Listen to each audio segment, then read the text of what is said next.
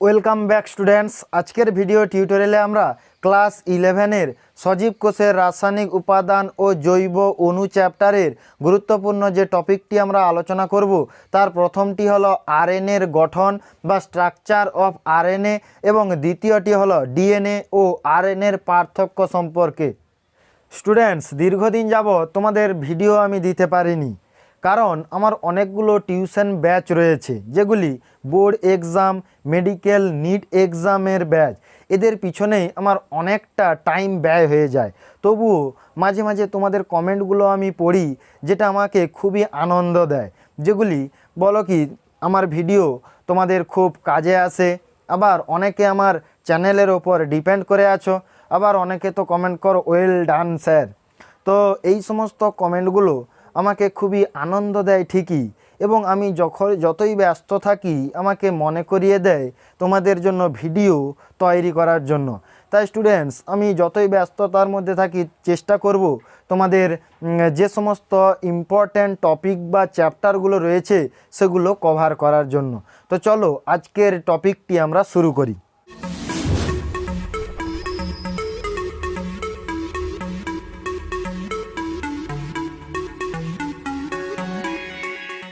প্রথমত আমরা জানব আরএনএ কি, একটি ডেফিনেশনের মাধ্যমে। আরএনএ হলো একতন্ত্রী, পলি মানে বহু, রাইবো নিউক্লিওটাইড দ্বারা গঠিত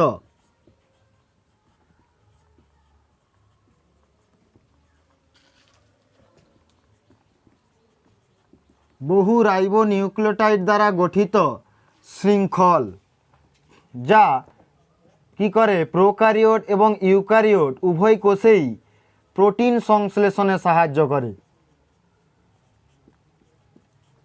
তাহাদেরকে আমরা কি বলবো?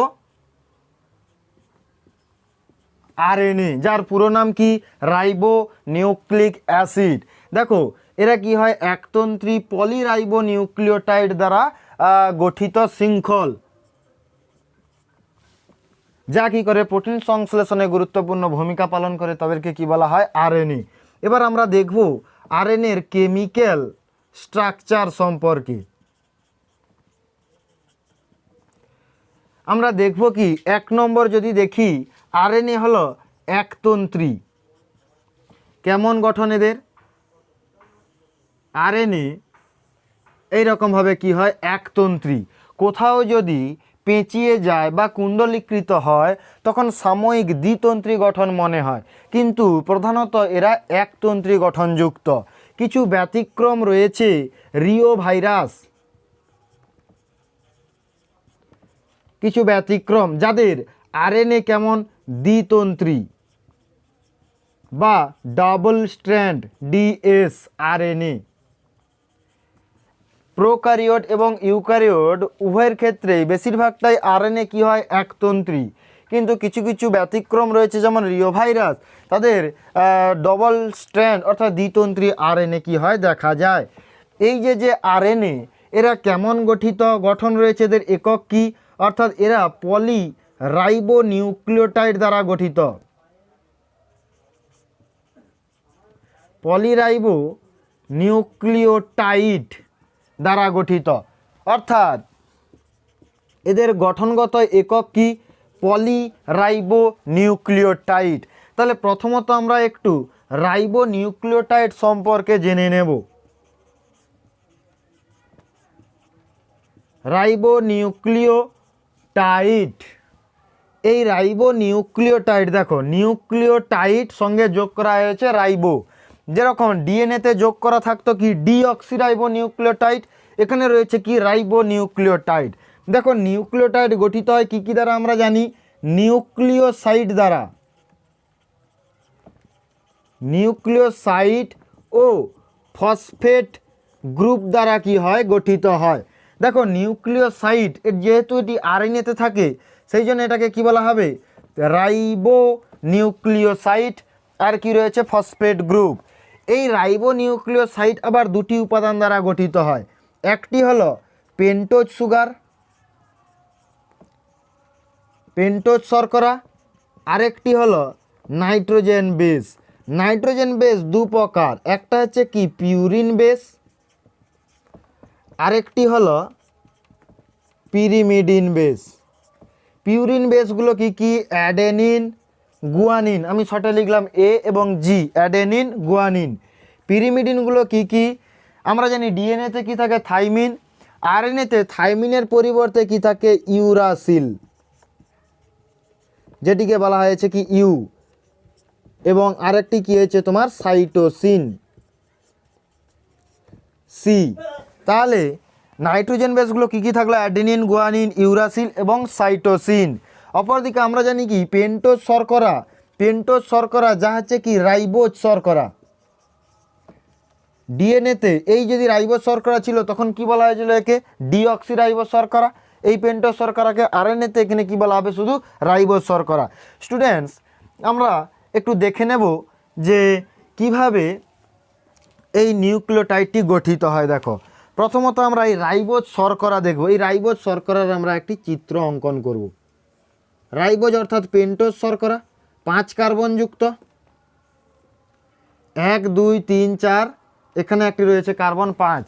1 নম্বর কার্বনে রয়েছে কি OH, H, 2 নম্বর কার্বনে HOH, 3 নম্বর কার্বনে রয়েছে HOH, 4 নম্বর কার্বনে H, CH2, OH। এই হচ্ছে কি একটি রাইবোজ শর্করা। এটি হচ্ছে কি রাইবোজ শর্করা। এই রাইবোজ শর্করার 2 নম্বর, এটি হচ্ছে 2 নম্বর কার্বনে অক্সিজেন যদি না থাকে তখন এটাকে কি বলা হয়েছিল? ডিঅক্সিরাইবোজ শর্করা। অর্থাৎ ডিএনএতে যে রাইবোজ শর্করা থাকে তার 2 নম্বর কার্বনে অক্সিজেন থাকে না, অর্থাৎ ডিঅক্সিরাইবোজ শর্করা থাকে। যদি আমরা আরএনএ দেখি, এখানে কিন্তু 2 নম্বর কার্বনে অক্সিজেন থাকে। সেই কারণে যেমন রাইবোজ শর্করার নাম তেমনই রয়ে গেছে, এখানে আর ডি কথাটা আর বলার দরকার নেই। তাহলে রাইবোজ শর্করা দ্বারা আরএনএ গঠিত হয় বলে এর নামটি কেমন বলা হয়েছে? দেখো, রাইবো, অর্থাৎ রাইবোজ শর্করা দ্বারা গঠিত। নিউক্লিক অ্যাসিড, ডিএনএ এবং আরএনএ উভয়কে বলা হয় কি নিউক্লিক অ্যাসিড।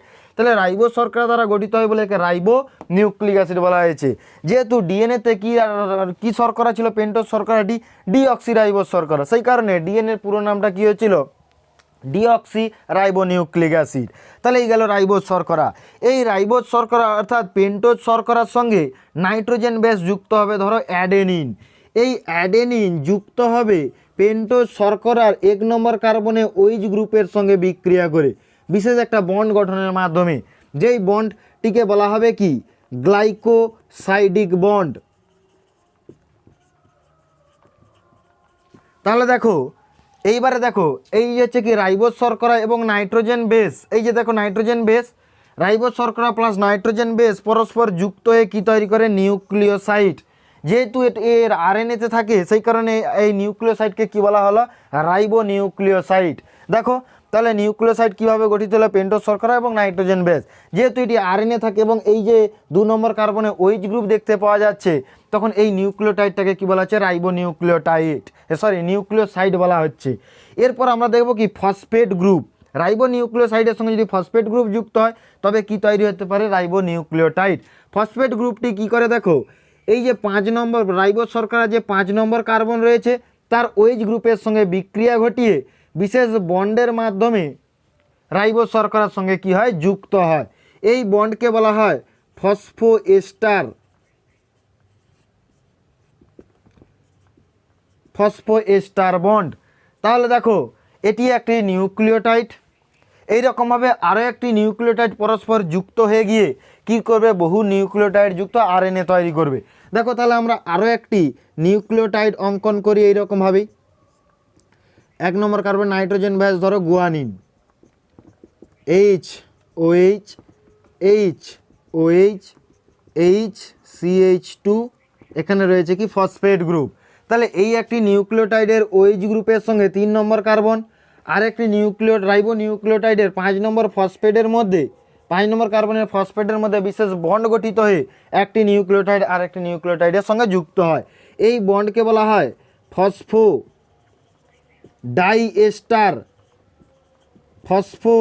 ডাইএস্টার বন্ড। কি বলা হয়? ফসফো ডাইএস্টার বন্ড। তাহলে দেখো, এইরকমভাবে একটি নিউক্লিওটাইড আর একটি নিউক্লিওটাইড পরস্পর যুক্ত হয়ে আরএনএ তৈরি করে। তাহলে এই আরএনএর একটা প্রান্ত 5 প্রাইম হবে আর একটা প্রান্ত কী হবে? 3 প্রাইম। কেন প্রথম যে নিউক্লিওটাইড রয়েছে তার 5 নম্বর কার্বনের ফসফেট বাইরের দিকে রয়েছে, লাস্ট যে নিউক্লিওটাইড রয়েছে তার 3 নম্বর কার্বনের ওইচ বাইরের দিক বরাবর রয়েছে। এবং আরএনএ হচ্ছে কি একতন্ত্রী, এর মধ্যে নাইট্রোজেন বেস থাকে কি অ্যাডেনিন, গুয়ানিন, এইরকমভাবে থাকলো অ্যাডেনিন, গুয়ানিন, সাইটোসিন, এইরকমভাবে বিভিন্ন নাইট্রোজেন বেস এইরকমভাবে দৈর্ঘ্য বরাবর অবস্থান করেছে।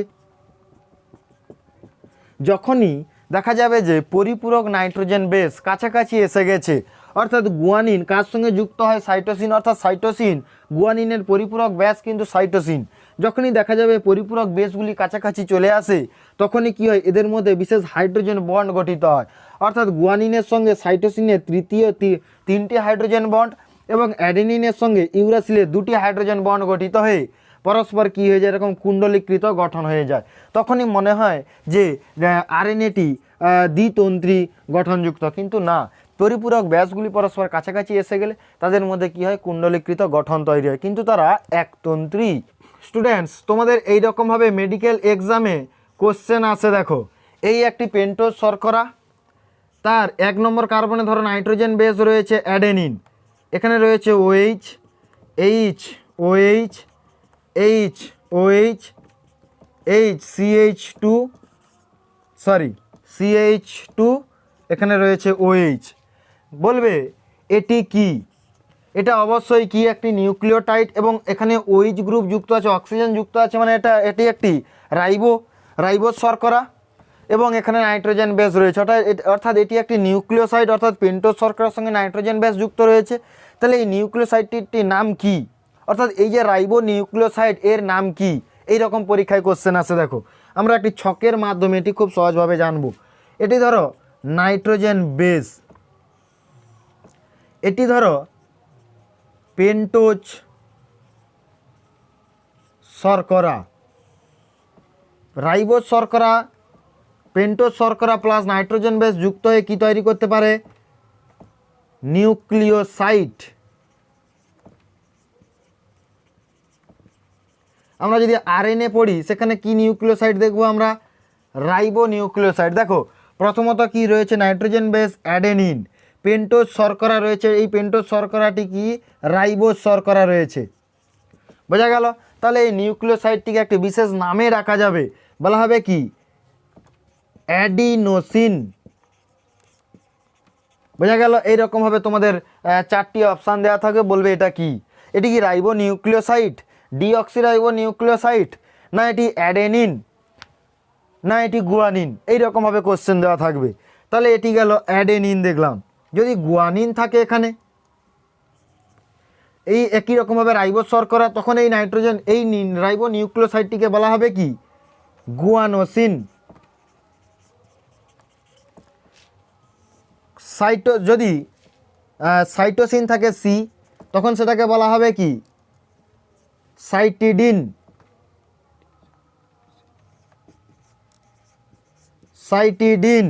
যদি ইউরাসিল থাকে অর্থাৎ ইউ, তখন এটাকে বলা হবে কি ইউরিডিন।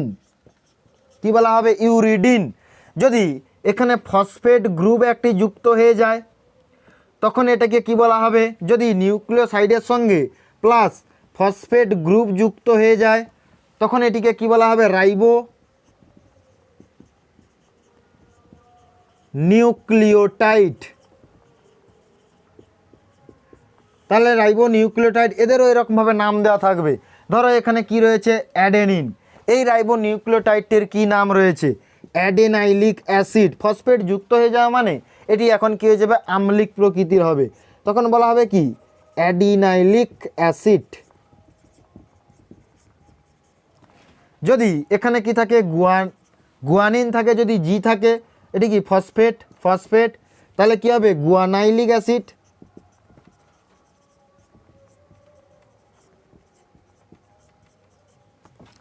সাইটিডিন যদি থাকে, যদি এর সঙ্গে ফসফেট যুক্ত হয়, এখানে যদি ধরো সাইটোসিন থাকে অর্থাৎ এই নিউক্লিওসাইডের সঙ্গে যদি ফসফেট যুক্ত হয় তখন এটাকে নামকরণ করা হবে কি সাইটিডিলিক।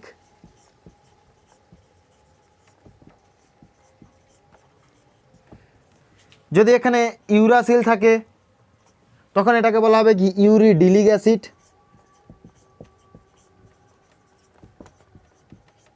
এইরকমভাবে যেখান থেকে এমসিকিউ আসুক না কেন এইরকমভাবে যদি তুলে দেওয়া থাকে, প্রথমত দেখতে হবে 3 নম্বর কার্বনে ওএইচ গ্রুপ আছে নাকি। যদি ওএইচ গ্রুপ থাকে তাহলে রাইবো, যদি না থাকে তাহলে কি থাকবে, মানে অক্সিজেন আছে কিনা এই ওএইচ গ্রুপের সঙ্গে। যদি অক্সিজেন থাকে তাহলে কি বলা হবে, রাইবো, যদি না থাকে ডিঅক্সি রাইবো। তাহলে এইরকমভাবে এটা আমাদেরকে জানতে হবে এবং পরীক্ষার খাতায় এই আরএনএর একতন্ত্রী গঠন এবং এই যে কেমিক্যাল স্ট্রাকচারটি এটি আমাদেরকে দিতে হবে। তাহলে আমরা ডিএনএ এবং আরএনএর পার্থক্য একটু জেনে নেব। আরএনএর পুরো নাম কি, রাইবো নিউক্লিক অ্যাসিড। ডিএনএর পুরো নাম কি, ডিঅক্সিরাইবো নিউক্লিক অ্যাসিড। আচ্ছা, আরএনএ একতন্ত্রী, ডিএনএ কিন্তু দ্বিতন্ত্রী। আরএনএতে যে রাইবোজ শর্করা থাকে দেখো সে তার 2 নম্বর কার্বনে কি থাকে, অক্সিজেন থাকে।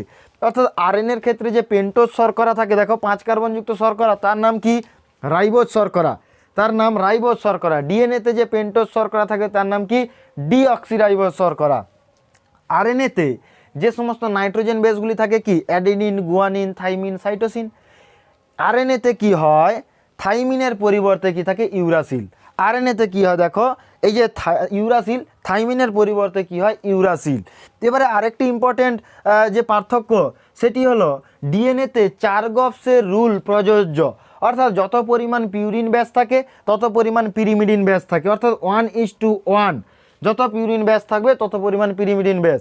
সেটি কিন্তু ডিএনএর ক্ষেত্রে প্রযোজ্য, আরএনএর ক্ষেত্রে কিন্তু তা প্রযোজ্য নয়। আচ্ছা, আরএনএর কাজ, ডিএনএর কাজ যদি আমরা বলি, বংশগত বৈশিষ্ট্য তার মধ্যে নিহিত থাকে, বংশগত বৈশিষ্ট্যের ধারক ও বাহক হিসাবে কাজ করতে পারে। কিন্তু আরএনএ কি করতে পারে, সে প্রোটিন সংশ্লেষণে কি করতে পারে, অংশগ্রহণ করতে পারে।